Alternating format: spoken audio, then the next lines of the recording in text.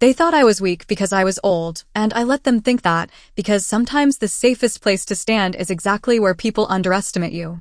To the neighbors, to church friends, to anyone who rang the bell or waved from the driveway, I was the lucky mother who got to live with her son's family, the sweet grandma who smiled too much and said thank you for everything.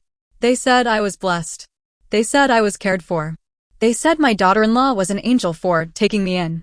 I nodded, smiled, and played my part because I had learned long ago that correcting people takes more energy than surviving them.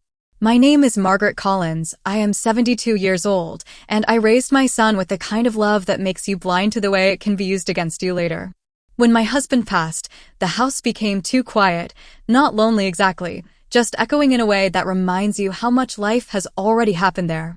I sold the house we built together, the one with the creaky stairs and the maple tree out back, because my son Ryan said it made sense for me to be closer to them. He said it with concern in his voice, like a good son should, talking about safety, doctors nearby, family dinners instead of frozen meals eaten alone. His wife, Lauren, stood beside him, hand on his arm, smiling that polished smile that looks warm from a distance and cold when you stand too close. "You'll never be alone again," she said, and everyone in the room nodded like that was the happiest ending a woman my age could hope for. I noticed how she said it like a promise already fulfilled, not something that still required effort. The first weeks were easy enough, almost comforting.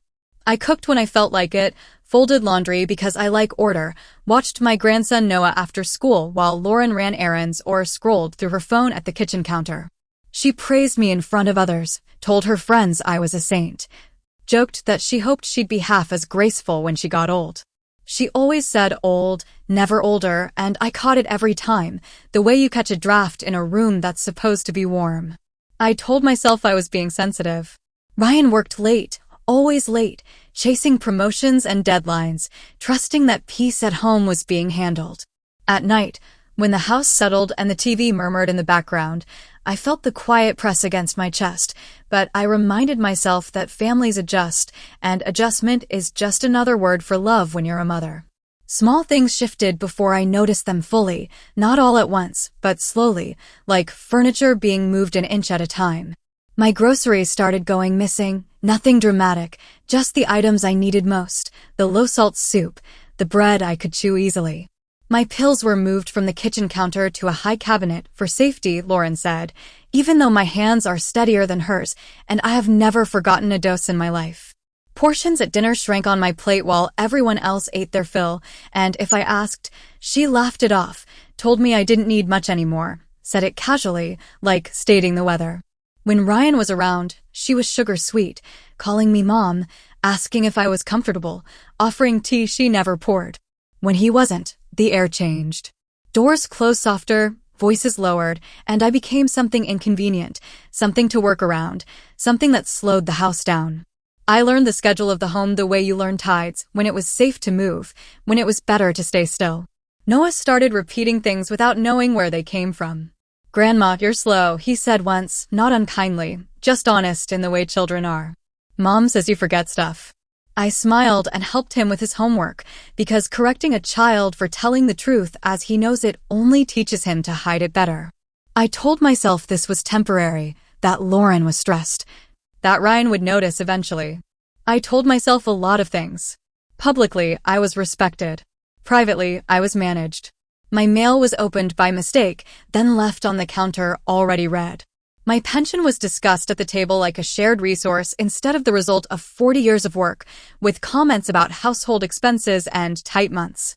When I mentioned something Ryan had promised, Lauren tilted her head and said, "You must be mixing things up," in that calm, reasonable tone that makes you doubt your own memory. And I did doubt myself more than once, because that's what happens when everyone else sounds so sure. Still, I watched. I watched how she straightened when someone came over, how her voice lifted, how her hands touched my shoulder just long enough to be seen. I watched how quickly those hands withdrew once the door closed. I watched how Ryan kissed my forehead and trusted the version of our home that Lauren showed him, the clean counters, the polite laughter, the carefully arranged peace. I stayed quiet because I believed silence kept the family intact, because I loved my son more than I loved being right, because peace felt like a responsibility I owed them for taking me in. People think endurance is passive. It isn't. It requires attention. It requires memory. It requires knowing when to speak and when to let things reveal themselves. So I listened. I remembered dates, tones, small inconsistencies that didn't matter yet. I learned that being old doesn't make you invisible. It just makes others careless. And while they thought I was fading into the background, I was still there, still watching everything, still standing in the space between what they showed the world and what they thought I was too weak to notice. I didn't change after that realization. Not outwardly. That's the part people misunderstand. Awakening doesn't always announce itself. Sometimes it just adjusts your posture. I still woke up early. Still rinsed my cup and set it upside down by the sink. Still thanked Lauren when she handed me something, even when her fingers barely brushed mine like I was something she didn't want to touch for too long. What changed was where my attention lived. I stopped drifting through the days and started moving through them deliberately. The house had a rhythm now that I understood better. Mornings belonged to Lauren. Afternoons were quiet, stretched thin between school pickups and phone calls she took in the bedroom with the door half closed. Evenings were for Ryan, when everything softened again, when voices lowered and laughter returned like it had been on standby. I began to notice how quickly the house rearranged itself around him, like furniture pushed back into place before a guest arrives. The first thing I learned was that routine hides intention better than cruelty ever could. Lauren didn't deny me food. She just planned meals I couldn't eat easily. Tough cuts of meat. Spicy sauces she knew upset my stomach. When I pushed things around my plate, she'd glance over and say, "You don't have to finish if you're not hungry," loud enough for Ryan to hear, sweet enough to sound considerate. Later, when he wasn't around, she'd pack the leftovers without asking if I wanted them, stack containers neatly in the fridge like the decision had already been made. I learned not to ask twice for anything. The second request always came with a sigh, with that look that says you're asking too much even when you're asking for very little. My medication stayed in that cabinet, out of reach unless I pulled a chair over. Once, I left the chair where it was. Lauren noticed immediately. "That's dangerous," she said, moving it back against the wall. "You could fall." I didn't argue. I just remembered that she hadn't mentioned danger the first week I lived there, when my pills were on the counter and no one seemed worried at all. Money conversations shifted too. Slowly enough that they felt natural if you weren't paying attention. Lauren started saying things like, "we," when she meant my pension. "We'll have to be careful this month. We might need to cut back." She never asked me directly. She said it at dinner, casually, between bites, as if the conclusion had already been agreed upon. Ryan nodded, distracted, scrolling through his phone, trusting the tone more than the words. I watched how Lauren kept track of what Ryan heard and what he didn't. How certain topics waited until his back was turned, until the shower was running, until his car pulled out of the driveway. Silence wasn't empty anymore. It was timed. Noah's language sharpened without malice, like a knife that doesn't know what it's being used for. "Mom says you don't need the big room," he told me one afternoon when I was folding laundry. "She says it's better if you're closer to the bathroom." It sounded thoughtful, almost helpful. The next day, Lauren mentioned rearranging the house, said it made sense, said it would be easier for everyone. She framed it like logistics, not loss. I nodded and said we could talk about it later. That confused her more than if I'd protested. Confusion, I learned, was one of the few things she hadn't rehearsed for. Outsiders brushed past the edges of our lives without seeing much, but they left impressions. Mrs. Keller from next door complimented Lauren on how patient she was while I stood right there, holding the door open. Lauren laughed and squeezed my arm. "She's easy," she said. "Low maintenance." I smiled because correcting that would have taken longer than the moment allowed. At church, someone asked if I missed living alone. Lauren answered before I could. "Oh, she'd be lost," she said, laughing lightly. I watched the way people nodded, satisfied, like that explanation fit a story they already believed. Ryan remained gentle, distant in the way busy men often are. He hugged me, asked if I was okay. Listened just long enough to feel like he had done his part. When I mentioned feeling tired, he suggested vitamins. When I mentioned confusion, he joked about senior moments. He trusted Lauren because trusting her made his life simpler. I didn't blame him yet. I just noted how often convenience dressed itself up as confidence. One afternoon, the school called. Noah had forgotten his lunch. Lauren was out. Ryan was unreachable. I walked the 3 blocks with the paper bag in my hand, slower than I used to be, but steady. The office secretary looked relieved to see me. "You're his grandmother?" she asked. I nodded. "He talks about you a lot." That surprised me. On the walk home, I thought about that, about how children carry 2 versions of the same house in their heads. Lauren didn't comment when I told her where I'd been. She just said, "You should tell me before you go out," like a reminder, not a request. That night, lying awake, I replayed the day the way I'd started replaying many days now. Not emotionally. Logistically. What was said? What wasn't? Who benefited? I didn't write anything down. I didn't need to yet. I just stopped dismissing patterns as coincidences. I stopped filling in gaps with excuses. I began to understand that nothing in this house was accidental anymore, not even the kindness.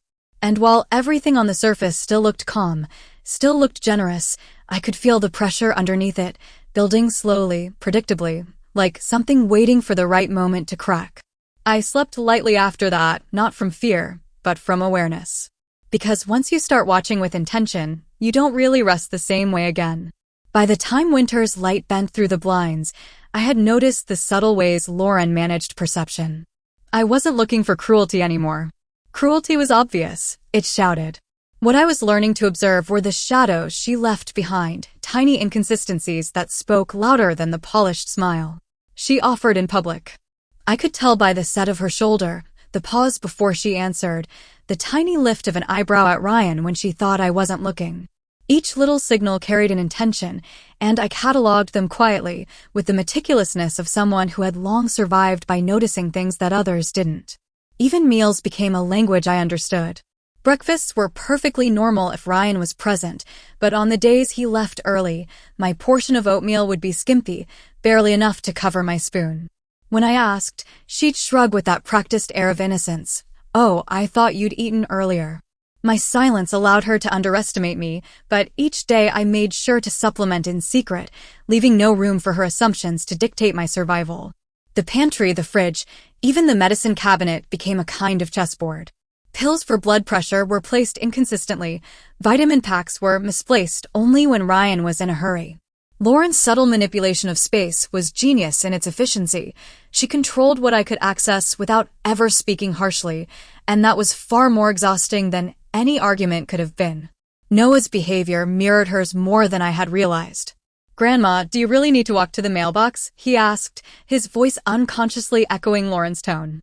He was 8, absorbing lessons in dominance and compliance as naturally as he learned his alphabet. My own reactions had to be calculated. I smiled, agreed, or simply nodded. Correction would have drawn attention, and I had learned by now that correction was energy better spent elsewhere. Subtle, invisible boundaries. This was my new strategy. Observing without reacting, surviving without being consumed. Even Ryan's presence had become another layer of the puzzle. He still kissed my forehead, still asked if I was comfortable, but the questions were rote, his eyes glazed over with preoccupation. He trusted Lauren to an almost blind degree. And any hint that I was enduring something he didn't see seemed irrelevant to him. He had built his own shield of normalcy, oblivious to the slow erosion happening beneath it. I could have spoken up, demanded clarity, but what good would that have done? Silence, I realized, had become not just my protection, but my weapon. Not in the confrontational sense, but in the way a still pond hides the depth below a quiet, immovable truth. Outsiders began noticing the cracks before he ever could. Mrs. Keller's soft inquiries about my health were harmless on the surface, but hit with precision once I was alone. "You're looking thinner, dear. Are you eating enough?" she asked gently, unaware she had punctured through the veil Lauren meticulously maintained. I thanked her, masked it with a soft smile, but the words settled like stones in my mind. They reminded me that the world beyond the house could see what my family couldn't or wouldn't. That in itself was powerful. Every unnoticed gesture, every slip, was a piece of evidence accumulating quietly. Then came the delivery driver, new, polite, the kind of stranger who notices the tiniest things because they have no agenda. He handed me a package and, for a moment, his gaze lingered. "Do they help you out much?" he asked casually, almost too casual. I answered that they did, though the lie wasn't necessary. It wasn't about truth, it was about acknowledgement. He nodded, as if confirming an unspoken understanding, then said, "Some folks think quiet means okay." It was a mirror held up to me, not judgmental, not dramatic, just clear. That sentence replayed in my mind in the following days. Quiet wasn't compliance. Quiet wasn't weakness. Quiet was my observatory, my vantage point, my silent ledger. Lauren sensed the shift before she could articulate it. She approached with cautious politeness, asked if I was upset, if I needed rest, if something had gone wrong. I smiled, replied minimally. The absence of reaction unnerved her. Control thrives on response. Without it, it falters. I kept cataloging, cross-referencing each action with its intended audience, predicting outcomes with the precision of someone who knew the patterns intimately. Every gesture from Lauren, every inattentive nod from Ryan, every curious question from Noah was recorded and understood in the quiet sanctuary of my awareness. Even trivialities became significant. The way she arranged the living room to give herself vantage points, the way she timed her phone calls to avoid observation, the micro-pauses in conversation when she assumed no one was paying attention, all this fed my understanding. I documented, mentally, sometimes on paper, the patterns that revealed her strategy. There was no yelling, no confrontation, only the slow accretion of awareness. Each day I built a mental map of the household hierarchy, tracing influence, control, and intention. I began reinforcing my own presence in subtle ways. I corrected small misconceptions without speaking loudly. I made sure important documents were placed securely, counted my pills and meals discreetly, left evidence of my attentiveness for when it might matter most. I was no longer a passive observer. I was an engaged collector, a curator of my reality. Ryan's absence, Lauren's overconfidence, Noah's mimicry, outsiders' inadvertent questions, they all became data points. From these points, a pattern emerged, sharp and clear, revealing truths that could no longer be hidden behind social facades or performative politeness. And in the stillness of my own quarters, I realized something fundamental. I didn't need to shout. I didn't need confrontation. I didn't need to assert my presence through noise or outrage. My awareness itself was the pivot around which the household revolved now. I had become a constant, silent, undeniable presence. Lauren's carefully constructed image might continue to deceive Ryan and the neighbors for a while, but the foundation was shifting under her feet, imperceptibly but irrevocably. Observing, noting, quietly correcting when necessary, I had stepped into a space where the old adage applied: being underestimated is power disguised. Survival was no longer about endurance alone, it was about patience, strategy, and the inevitability of truth. By the time Part 3 drew to its natural close, I had mapped out Lauren's patterns, Ryan's blind spots, and Noah's absorption of subtle authority. I had recorded every small gesture, every unspoken expectation, and every borrowed assumption. I had discovered my own boundaries and claimed my quiet authority within them. And as I lay awake that night, reviewing the day like one reviews a ledger, I knew with clarity, the household could not remain the same once awareness settled fully. The first cracks had begun, unnoticed by most, but perfectly clear to me. And that was enough. I didn't have to act yet. The world had begun paying attention to the right person, whether they knew it or not. They all still thought I was the quiet, frail grandmother, the one they could overlook without consequence. But quiet had a weight, one they hadn't calculated. Lauren smiled her practiced smile every time someone looked at her, every time Ryan praised her for keeping things running smoothly, but the cracks were becoming too small to ignore. I watched. I remembered. I cataloged. Each morning, the house seemed to hum with the same orchestrated lies. Breakfast plates slightly smaller than before, the checkbook subtly shifted to her account for convenience, medications lined in a way that required my bending and fumbling. Noah would help himself to anything he wanted, repeating phrases Lauren had casually taught, thinking he was being helpful. It was all a pattern. And patterns, once noticed, spoke louder than any confrontation. I moved quietly through my routines, taking note of every small inconsistency. The water filter hadn't been changed in weeks, though Lauren swore it was brand new. The pantry shelves showed items she insisted we didn't need, yet they reappeared mysteriously in her own labeled containers. Ryan would nod along, dismissing any concern with a tired, "I trust her" judgment. I let him. For now. Because I had learned the value of patience, and quiet observation was my most potent weapon. One afternoon, the UPS driver lingered a little too long, casually remarking as he handed me a package, "Oh, someone must be doing a lot of online shopping. Lucky you all, huh?" The comment barely made a ripple on the surface of the day, but I felt it under my skin. Not the package itself, not the driver's words directly, but the reminder that outsiders, even the most ordinary strangers, noticed what we had all grown accustomed to ignoring. Lauren's carefully maintained image, her social polish, it had cracks and others could see them. The smallest recognition of reality could become a ripple that turned into a wave. Noah came in from school that day, backpack swinging, and repeated in his sing-song voice, "Grandma, don't worry, it's fine. Mom's right."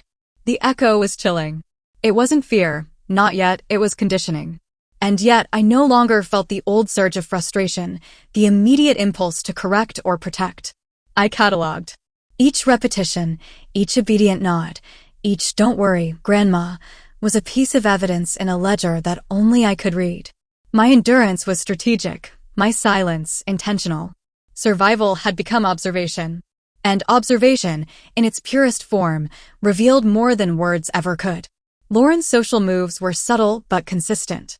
She maintained her narrative with neighbors, at church, on small group calls, never missing a beat. Compliments and kindness stripped from her public persona. And yet, in private, the house had become a maze of restrictions.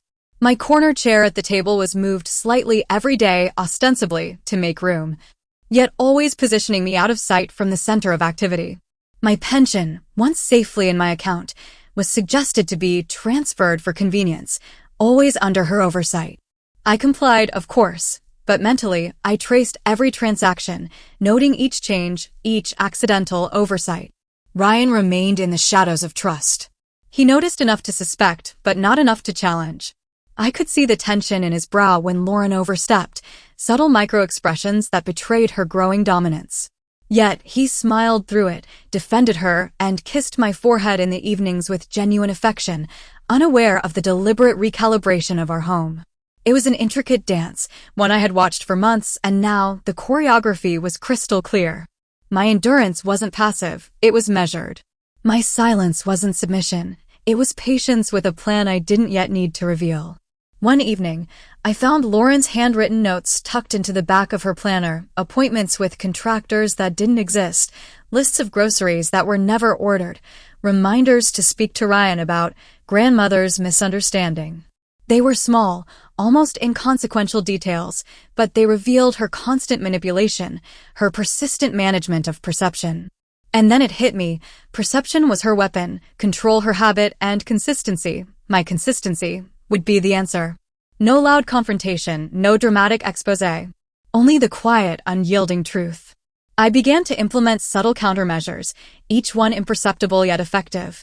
Medication trays realigned subtly, bills double-checked before Lauren could assist, pantry items logged meticulously. My actions were invisible, my strategy silent, but with each careful adjustment, the cracks in her facade widened. I stopped answering immediately to every small provocation, no longer offering reassurance or correction. My presence became a quiet pressure, a constant observation she couldn't see but could feel.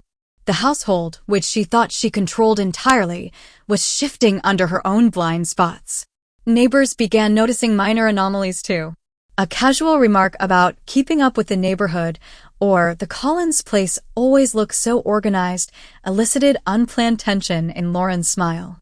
I did not intervene, did not explain. Outsiders saw more clearly than the family who lived inside the orchestrated chaos. It was a slow trickle, an accumulation of small, undeniable truths.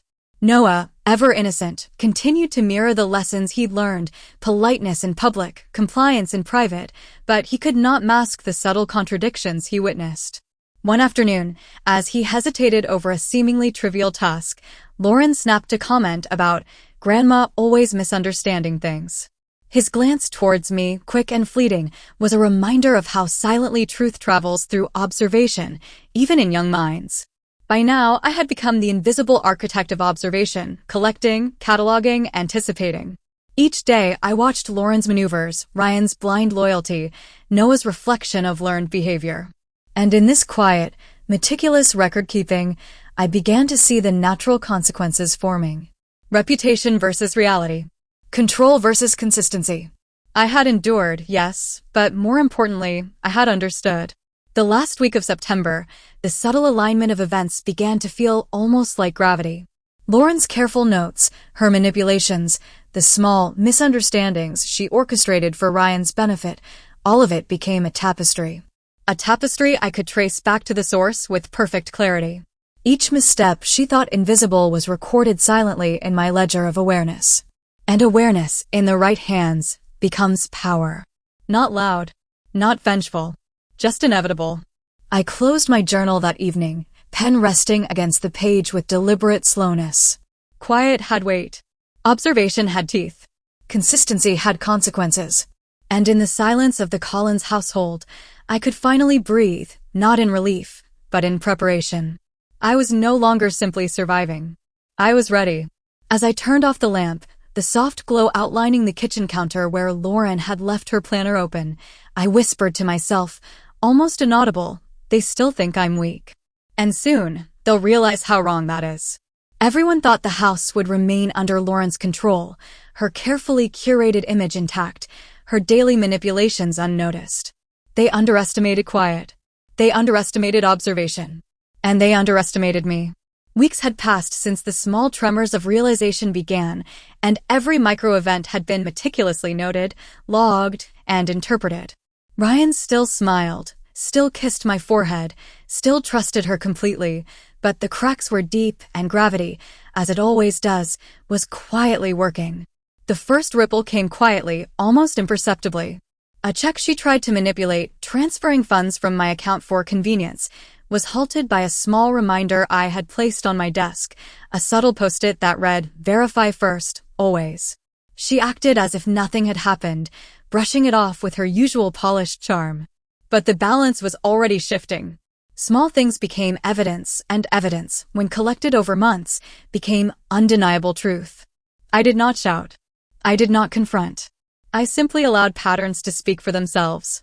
Ryan came home one evening, tired from work, eyes half closed, but the tension was there, an almost imperceptible crease between his brows.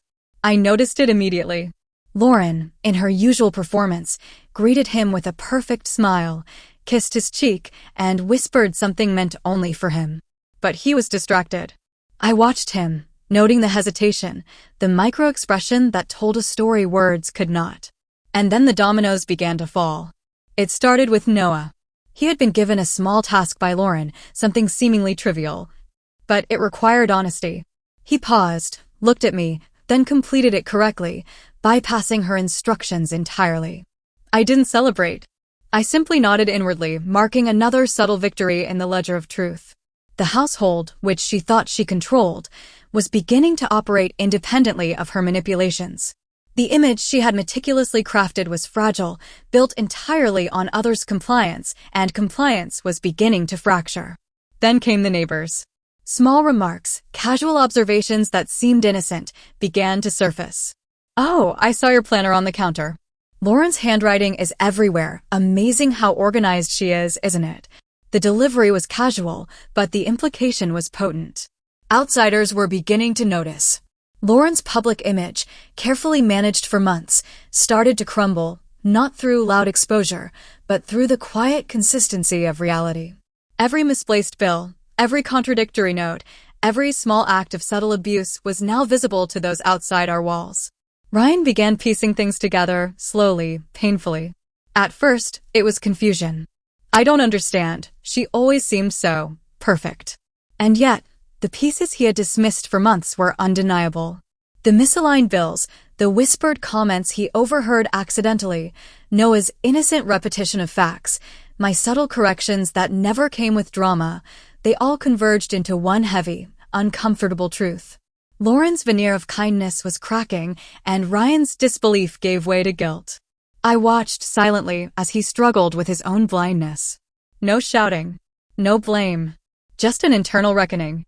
And I remained calm, observing, not to punish, but to allow justice to arrive in its own quiet, inevitable way.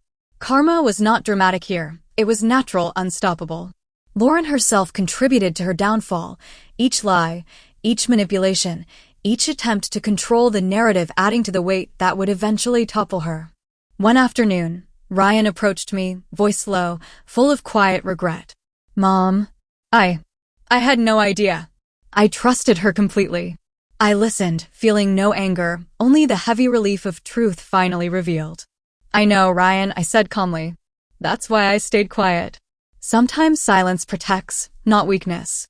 He nodded, understanding more in that moment than months of explanations could convey. Lauren, sensing her image faltering, tried the usual charm. She smiled, she explained, she deflected. But the evidence was everywhere. Neighbors had begun to comment casually on discrepancies. Small missteps she thought invisible now stood in plain sight. My pension had been accounted for, each manipulation recorded. My medicines were properly aligned. Noah had witnessed the truth and was now an ally of quiet consistency. Every maneuver she made to control perception was met with silent verification and inevitable exposure. The final shift was subtle. Lauren miscalculated a simple interaction with a neighbor, an innocuous question about bills. Her response, perfectly rehearsed in her mind, faltered. Ryan observed. Noah observed. I observed. And in that silence, truth became loud. The image she had built with so much effort shattered not through confrontation, not through yelling, but through the consistent reality of quiet observation. I never raised my voice. I never needed to.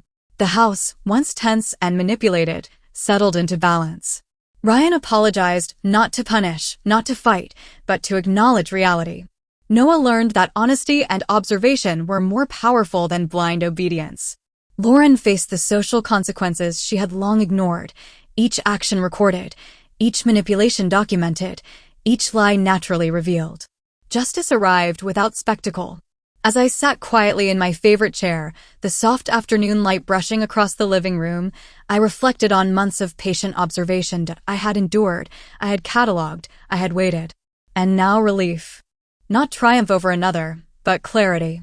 The household could breathe again, not because I shouted, but because truth had been inevitable and silence had been strategic. I thought of the neighbors, the strangers who had unknowingly reminded me to pay attention. I thought of Noah, whose innocence now carried awareness. I thought of Ryan, who finally saw clearly. And I thought of Lauren, whose public charm could not shield her from the quiet, persistent weight of reality. Finally, I whispered to myself, a quiet note more powerful than any shout. They learned too late that silence isn't weakness. I didn't raise my voice. I raised my value. And in that whisper, the house settled, calm, dignified, and just. The chapter was complete, the lesson etched into memory, the slow burn of truth finally fulfilled.